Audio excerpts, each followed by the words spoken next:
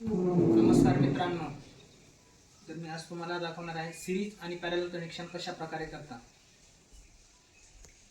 तर आपल्याकडे 3 बॅटरी आहेत मित्रांनो, 12 व्होल्टच्या बॅटरी आहेत आपल्याकडे आणि 5 एम्पियर हवरच्या ह्या बॅटरी आहेत। तर आता ती बॅटरी कशी चेक करायची ते तुम्हाला सांगतो। सर्वात आधी मल्टीमीटर घ्या, DC व्होल्टवर आहे ना सिलेक्ट करून घ्या। ते झाल्यानंतर निगेटिव्ह आणि पॉझिटिव्ह टर्मिनलला आहे ना टच करा। आपली पहिली बॅटरी आहे 12.48 व्होल्टची आहे आणि दुसरी ती पण 12.49 व्होल्टची आहे। तिसरी बॅटरी आहे 12.55 व्होल्टची आहे। तर आता मी तुम्हाला आहे ना पॅरलल कनेक्शन कसं करता ते दाखवणार आहे। मी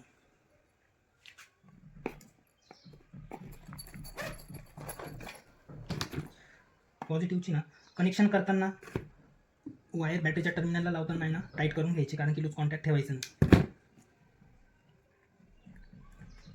पहिल्या बॅटरीची प्लसची दुसऱ्या बॅटरीच्या प्लस टर्मिनलला कनेक्ट करायची आणि दुसऱ्या बॅटरीची तिसऱ्या बॅटरीच्या प्लस टर्मिनलला कनेक्ट करायची। आता घेणार आहोत आपण निगेटिव्ह टर्मिनल।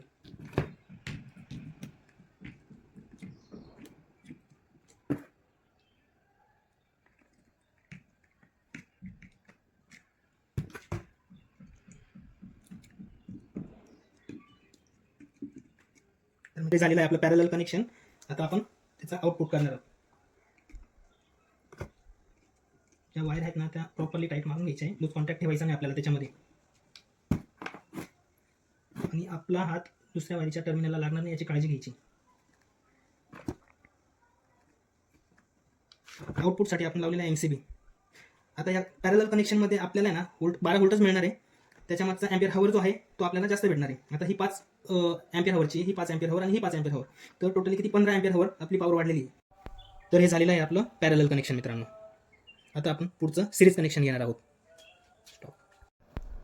तर आपण आता तुम्हाला मी याचं सिरीज कनेक्शन कसं करताना ते दाखवणार आहे। मी आता बघून घ्या।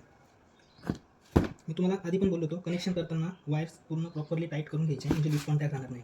आता हे निगेटिव्ह टर्मिनल आहे, पहिल्या बॅटरीचं निगेटिव्ह टर्मिनल दुसऱ्या बॅटरीच्या पॉझिटिव्ह टर्मिनलला जोडायचं आहे आणि दुसऱ्या बॅटरीचा तिसऱ्या बॅटरीच्या टर्मिनलला निगेटिव्ह टर्मिनल हा पॉझिटिव्ह टर्मिनलला जोडायचा आहे।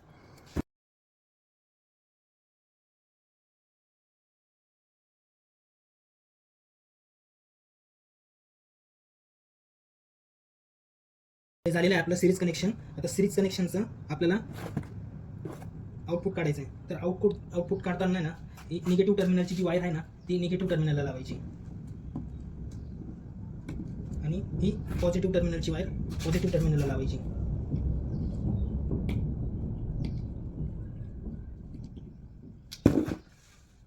तर हे आपलं झालेलं आहे पॅरलल कनेक्शन। 12 व्होल्टच्या 3 बॅटऱ्या म्हणजे 12, 12 आणि 12 टोटली 36 व्होल्ट झालेला आहे आपला। याच्यातून आपल्याला 36 व्होल्ट भेटणार आहे आणि 5 एम्पियर हवर्स भेटणार आहे।